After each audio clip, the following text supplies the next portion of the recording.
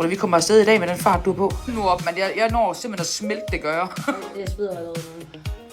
Så i det, vi skal til at gå, så siger Maria, at hun håber, jeg kan følge med i dag, fordi hun vil også købe sine sko over i Lidl. Jeg håber, du kan følge med mig. Nå, okay. Det var det, jeg sagde. Ja. Okay, der er ikke noget galt med Lidl, det er ikke det. Men ja. Jamen, lad os se dem.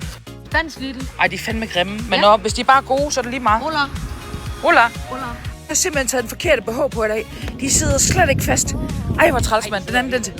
Hvor sidder den nede? Hold op! Men hvad hedder det? Den anden, den til vask. Så min yndlingssports BH, så må man jo gå her. Så må vi se, hvor lange de bliver, inden jeg når hjem.